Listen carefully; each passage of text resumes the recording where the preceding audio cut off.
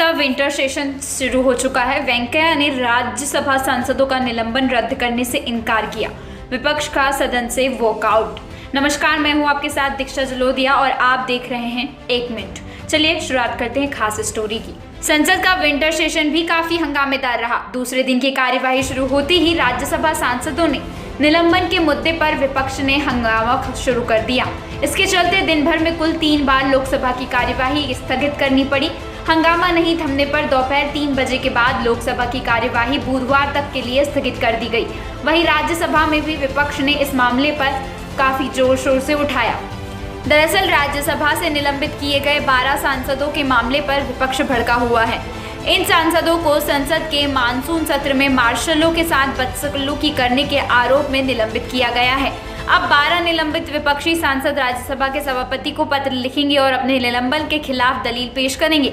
साथ ही वे कल संसद में गांधी प्रतिमा के समक्ष धरना भी देंगे। इससे पहले राज्यसभा के सभापति एम वेंकैया नायडू ने 12 सांसदों के निलंबन को रद्द करने की मांग को खारिज कर दिया। उन्होंने कहा कि यह निलंबन का फैसला संवैधानिक है और इसे वापस नहीं लिया जाएगा। नायडू की इस घोषणा के बाद विपक्षी सांसदों ने राज्यसभा से वॉकआउट किया।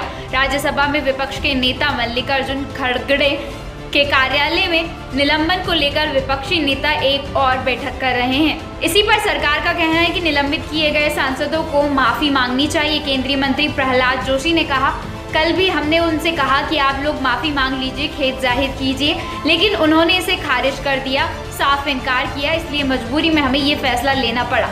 उन्हें सदन में माफी मांगनी चाहिए। इसी पर कांग्रेस नेता राहुल गांधी ने ट्वीट करके कहा कि किस बात की माफी, संसद में जनता की बात उठाने की, बिल्कुल नहीं। वहीं अधीर रंजन चौधरी ने कहा कि रेट्रोस्पेक्टिव इफेक्ट चल रहा है। सरकार का ये नया तरीका है हमें डराने या धमकाने का।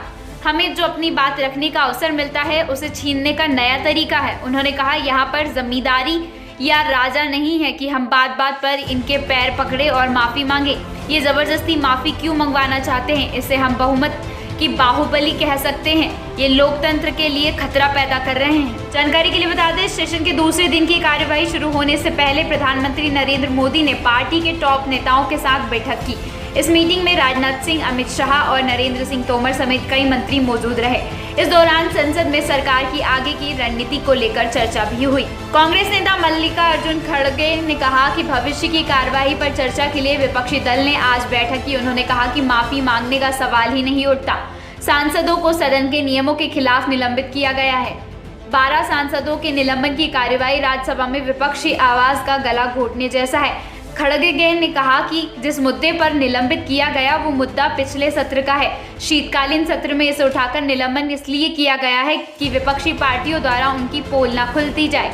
इस पर आम आदमी पार्टी सांसद संजय सिंह ने कृषि कानून को लेकर केंद्र सरकार पर निशाना साधा।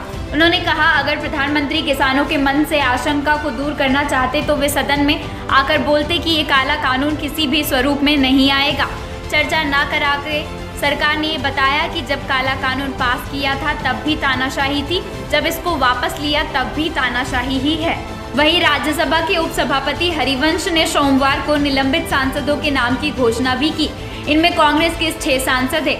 फूलो देवी नेताम, छाया वर्मा, रिपुन बोरा, राजमणि पटेल, सैयद नासिर हुसैन, अखिलेश प्रसाद सिंह शामिल हैं। ममता बनर्जी की पार्टी टीएमसी से डोला सेना और शांता छेत्री को सस्पेंड किया गया है। इसके अलावा शिवसेना से प्रियंका चतुर्वेदी और अनिल देसाई शामिल हैं। तो वहीं सीपीएम से एलाराम करीम और सीपीआई के बियॉन विश्व भी इससे निलंबित होने में संसद की लिस्ट में शामिल है। संसद में मानसून सत्र जारी है। इसी को लेकर हमारी ये रिपोर्ट थी। अगर पसंद आए तो लाइक करिए, शेयर करिए, सब्सक्राइब करिए।